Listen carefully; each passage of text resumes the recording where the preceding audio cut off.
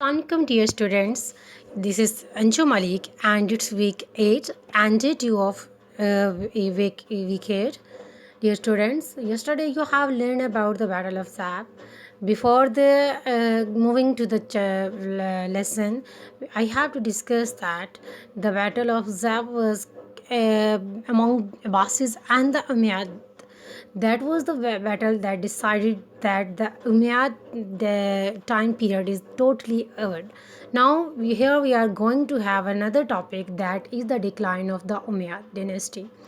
The objective for the topic is to learn the reasons for the decline of the Umayyads, and the success criteria will be to look carefully at the information and to prepare notes. Dear students, here I'm going to share you a video that will show you that what was the reasons of the declines of the Umayyad dynasty and how they was performing for their decline. It is the year 750 AD, and the Umayyad dynasty of the Arab Empire conquered territories and ruled 11 million square kilometers of land. This empire was so big that if you lived in that time in today's Portugal or Pakistan, you would have been in the same country under the same rulers. The early Muslim conquests began with the Islamic prophet Muhammad in the 7th century. He established a new unified polity in the Arabian Peninsula, which, under the Rashidun and Umayyad caliphates, saw a century of rapid growth and expansion. The Muslim conquests brought the expansion of a new religion. They fought and destroyed the Sassanid Empire and caused a great territorial loss for the Byzantine Empire. The reasons for the Muslim success are hard to be known exactly, but it is believed that the Sassanid Persian and Byzantine Roman empires were military and economically exhausted from decades of fighting one another. From their conflicts, the Muslims took profit and advantage, managing to expand more easily, taking some of their territories, growing in power, and from that on opening the gate of more conquests in east and west. Arabia was a region that hosted a number of different cultures and ethnicities, some of which were urban and others were the nomadic Bedouin. Arabian society was divided along tribal and clan lines. Both Roman and Persian empires competed for influence in Arabia, but they failed fighting each other. Instead, this new empire will be born. At the time of Muhammad's death, Islam was primarily a local enthusiasm. It was little noticed outside Arabia in its start, but then, after Muhammad's death, this religion became the thing that held together and maintained this stretched empire unified. Christianity was spread around the world by missionaries. Instead, Islam was mainly spread by conquering armies. This was the case not because of something particularly vicious or warlike about the Arabs or Muslims, but rather because the areas the Arabs invaded were either weak or sparsely populated.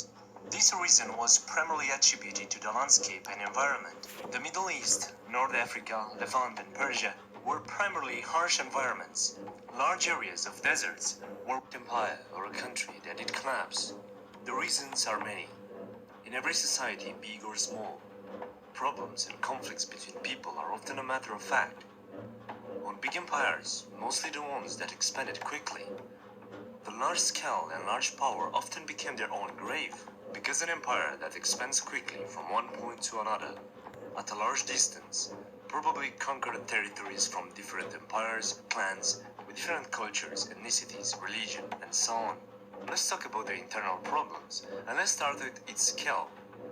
As it was presented, the Umayyad Caliphate was so stretched from the Atlantic Ocean to the Indian subcontinent. Just imagine how big it was. These huge dimensions made it hard to be well controlled and administrated. And if we want to speak more about geography here and why it is so important, just let's think for a second that the only way to communicate on land between west and east was through arid, harsh places to live in. Middle East and North Africa didn't offer too much to be conquered.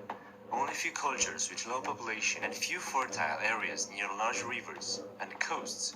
But even with these disadvantages, the Arabs managed to build this empire and to maintain it for a period of time, and even conquer territories in much fertile Europe, having at one point almost all of Iberia.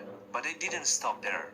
Led by the thought that they have so far succeeded in imposing jihad, The Arabs pushed harder into the Frankish Empire, where they were defeated. Also, if you want to know when did the Frankish Empire collapse, I've already made a video about that, check that out.